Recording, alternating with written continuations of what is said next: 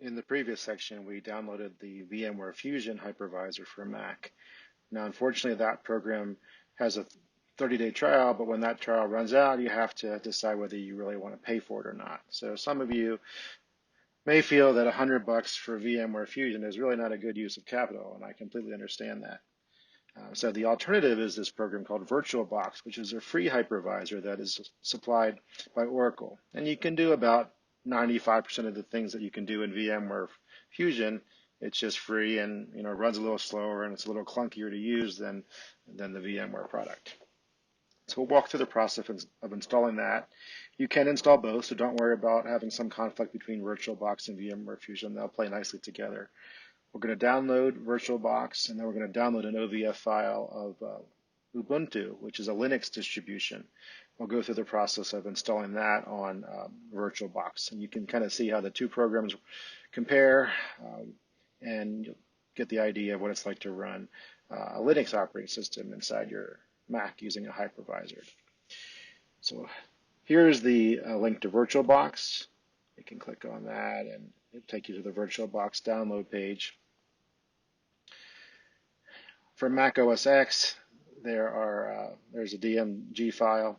I've actually already downloaded it. It's not very big. So after it downloads here, we can launch it inside of our applications folder. I guess I'll let it finish here so we don't have any surprises. All right. So if we look in our downloads folder, you're going to have this DMG file for VirtualBox. I have two of them. Might as well just get rid of that one while we're here. So we're going to open up our VirtualBox disk image file.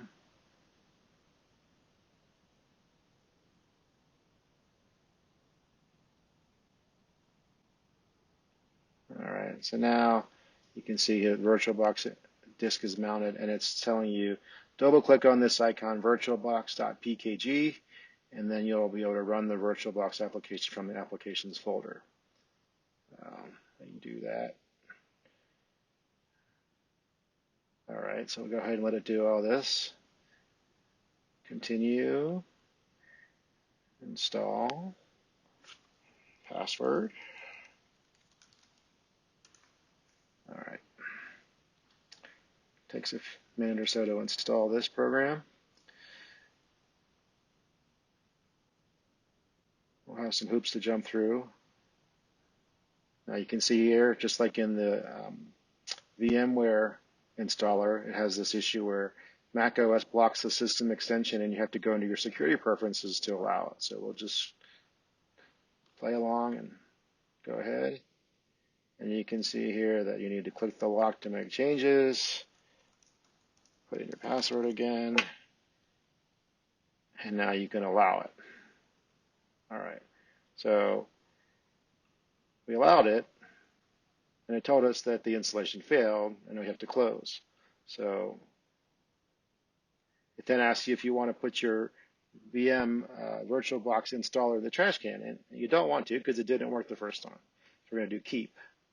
All right, so we went through this kind of silly hoop where we launched the installer, Mac OS blocked it, we allowed it, but the install process failed. So now we have to go through it again, and now it's going to succeed because we went through that hoop. Okay? I don't make these programs. I just try to make them work for you guys. So we're going to go through, this is all the same as before. Password again. I'm going to do this whole process again. Oh, look, and now it's successful. So I don't really understand why they have to do it this way. You'd think they could anticipate this problem and put that in the documentation, but it looks like it's a common problem where Mac doesn't necessarily know what you want to do, and it has to make sure that you want to do it, and it feels like the safety is worth the extra inconvenience. So now that we're done with the installer, we can move it to the trash. So I'll go ahead and click move to the trash. All right. So if we look in our applications, we do probably have a VirtualBox icon. Yes. Hooray. Now you can see here the Oracle VM VirtualBox Manager. All right, so this is the user interface to your hypervisor, and this is how you would create or bring in a virtual machine. So what we're going to do now is we're going to go to back to our presentation. We're going to download the OVF for Ubuntu. Now, these nice people on linuxvmimages.com, they prepare all this stuff for us, and so we don't have to do it from scratch. So I'm going to use that. We're going to download it. Okay, and so it's saying we can do an ad-supported or faster download or a regular download. So I would suggest that you just do the regular download so you don't have to watch ads, and it's not that big. It'll take a minute or two. So if you click this file, it's going to download the VirtualBox image. So go ahead and do that. Okay, it's starting. So it's 2.7 gigabyte file. It's going to take 4 minutes. So I'm going to, by the magic of video editing, I'm going to pause this so we don't have to sit here and watch it, and then I'll resume when it's done. Okay, it's finished downloading, and the file is in our downloads folder. We can open that in our Finder here and see what we've got. So we got a zip file that says Ubuntu 20.04 vb.zip. So we're going to double click that to expand the zip file, just like we did on the Windows video. It takes a minute because it is about 3 gigabytes in size. And then when you expand it, you wind up with a folder here that says linuximages.com, etc. And you can see that there's an OVF file, and then inside there's also a VMDK, which is your virtual disk file. So now that you have VirtualBox installed, you can right-click and you can do Open with VirtualBox. You can see here that I have VMware Fusion here, so I can actually open it in either one, but I'm going to open up in VirtualBox. So now VirtualBox needs permission in my download folder. Okay. It's going to think about it. It's giving us an overview of what it thinks it's going to do. It's going to do Ubuntu. It tells us where the file came from.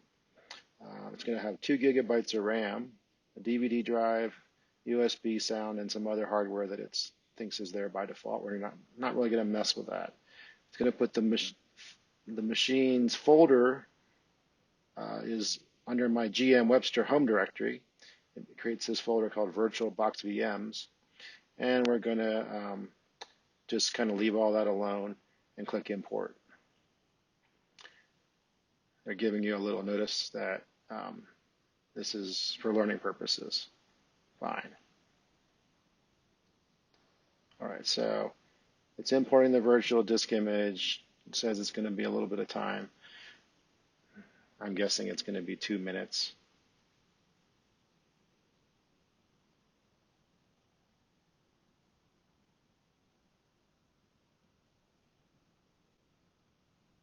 All right, almost done. Not really time to check your email or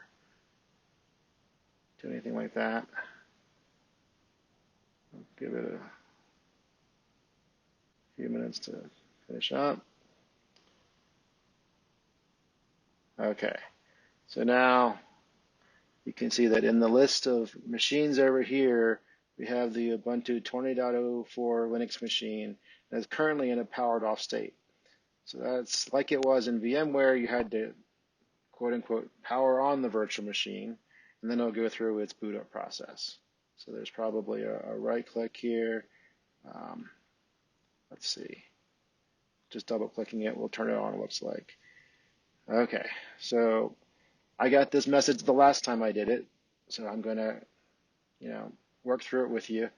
I'm getting this wireless network adapter warning, and it says, the network interface isn't found, and it's kind of throwing a flag. So you can go in here, you can do change network settings, and then all you really have to do is click through the error message.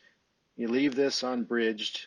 That means that the virtual machine is going to use the same network interface that your Mac is using, and it's, going to be happy doing it, and it's not going to use that Qualcomm Atheros thing that it came up. So I just click through it, okay, right, and then we can close this warning message, and then it'll boot up. So you can see it's the same type of deal where you have the little Ubuntu window running inside your Mac's window. All right, and so sort of like how Windows does its device driver loading and hardware detection, Ubuntu has to do the same type of thing. And that looks like it's ready to go. We can click on it, and I happen to know from reading the documentation on the other page that the password is the same as the username, Ubuntu, Ubuntu. So you can go ahead and click on that, and then it'll continue. So Linux may be a little faster to import than Windows because the disk file is a lot smaller, just 3 gigs instead of 7 gigs. But the overall process is very similar. You can see here that the Ubuntu desktop has loaded, and it detected printers on my network. You can run the Ubuntu file manager, Firefox, command prompt, and all that. In this exercise, we're not really going to mess with the operating system. We're just going to be happy that we were able to fire up VirtualBox on the Mac. We were also able to load a Linux OVF virtual machine into VirtualBox, and it all started and didn't throw too many confusing errors or warnings.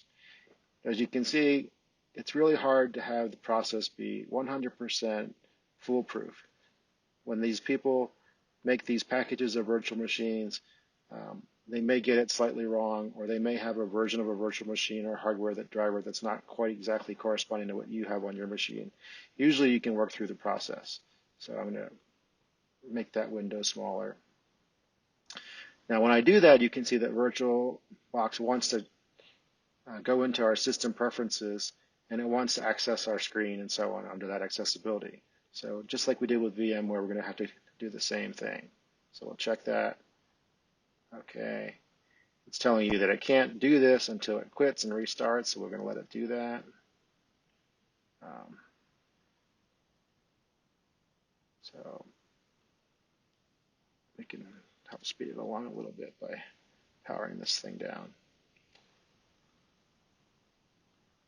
Power off, so that's turning off the virtual machine inside your Mac. Okay, so now that's done, right? So VirtualBox has got the setting that it wanted, and now it can restart. So we're going to go ahead and go to our applications, go to VirtualBox, and now you can see the Ubuntu machine is back in a powered off state. We can power it on, and it'll start up again.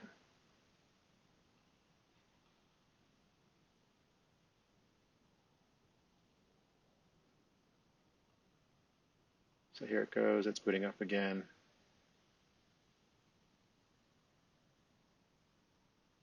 You can see, I think first impressions of the software are fairly accurate, that it's just not as slick as it would be otherwise. So it's giving us another little warning about accessibility, and we can turn that on just like we did before, put our password in,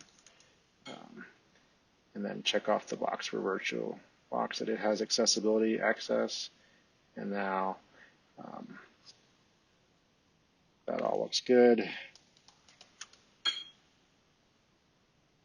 All right, I logged in with my Ubuntu password just like before, and it's kind of spinning its wheels in the background, loading the Ubuntu desktop and booting up. So Ubuntu doesn't come with a lot of software out of the box, but it has Firefox, and you can install other web browsers like Chrome, or you can install OpenOffice instead of Microsoft Word, that type of thing. We'll use it later in the course for some data science stuff, so I want you to get a feel for Ubuntu, but we're not going to delve into it too much. If you want to read more about it, you can go to ubuntu.com, and you can read all about their products and how Ubuntu Linux is different from other things. But here at this point, we've met our objective. Our deliverable is take a screenshot of Ubuntu on VirtualBox running inside our Mac OS desktop, and that proves that we have the cloud skills to launch a VirtualBox virtual machine on our Mac. And just like we did with VMware, you now have a sense that any given computer can run some other computer as long as there's some basic software in the mediation role that makes sure everything is kosher as far as things go. It's interesting here, I can also fire up my VMware at the same time, but it's giving me a warning that because I have Ubuntu running, I don't have quite enough memory available to do both things at the same time. So what I could do if I wanted to be really slick is I could go into VMware Fusion, I could go to settings, I could put my memory down a little bit to, let's say, 4 gigabytes again. And now I think that the way it's divided up is that the Mac has 16 gigabytes total. VMware is going to use 4 for Windows, and VirtualBox is going to use 2 gigabytes for Ubuntu. And so you have, in this case, on this relatively modest laptop, you have Ubuntu, Windows 10, and Mac OS all running at the same time. So it's starting to get a little crazy because you can't really see what's going on with so many things in one screen, but you can understand how there's a lot going on where the computer's hardware is essentially partitioned into 3 different virtual machines, and it's all managing to work fairly well. Now, you say, well, how does your Mac compare to a Amazon machine? You know, what are they doing? And so I think that maybe some of you have a sense of, you know, you go on Lenovo or Dell and you configure your computer and you pick maybe 16 gigabytes of RAM and it's pretty high end. But the newer servers, they have capacity for hundreds and hundreds of gigabytes of RAM. And on top of that, they have essentially unlimited storage capacity. So any given device, you think of maybe one of those rack mount servers in a desktop, it has it has a limited amount of hardware. It's not infinite, but it's so much more than what we normally think of as a typical computer. So if we look at this Dell site, I'll go off on a little tangent for a few seconds. A PowerEdge rack server is sort of a medium. I won't say it's a high-end server. It's what you might run in a small office or a Fortune 500 company. It's not the world's fastest computer. So this one has 2 processors. This one has 4 processors, right? So this 4-processor machine, this is a Dell R940XA, which I guess is one of their bigger ones. It's about a $10,000 machine. But if you look at its specifications, it can have quite a bit more than a regular notebook. So let's see if it has 48 memory slots. And so 48 means you can have a maximum RAM capacity of, it looks like 12.28 terabytes or 15.36 terabytes, depending on whether you buy the super fancy expensive RAM or the somewhat less expensive RAM. So 15,000 gigabytes of RAM. So one of these machines, it's not going to be $10,000 when it's fully maxed out. Maybe it's $100,000. It can hold 15,000 gigabytes of memory, which is 1,000 times as much memory as this laptop that we're running on. So if you figure your server operating system uses 2 gigabytes of RAM, which is reasonable for a typical web server or database server, that means that you can run about 7,000 customer servers at the same time with 15,000 gigabytes of RAM. Now we can delve deeper as we get into this, but with memory compression and other techniques, you can probably double that again. So one of these Dell servers, which again are not the highest end servers in the world, they have enough capacity to run maybe 1,000 or 2,000 servers in the memory without really reaching their capacity. So that gives you a sense of just how much capacity there is in these servers. And you figure an Amazon data center might have racks and racks of these servers. And so that's how you get into an individual data center in Ohio serving millions of customers. All right, well, I got a little distracted on Amazon scalability and giving you a sense of hardware capacity, but what we did here was wonderful. We got Ubuntu running on VirtualBox, and we'll call that a win. Stop here.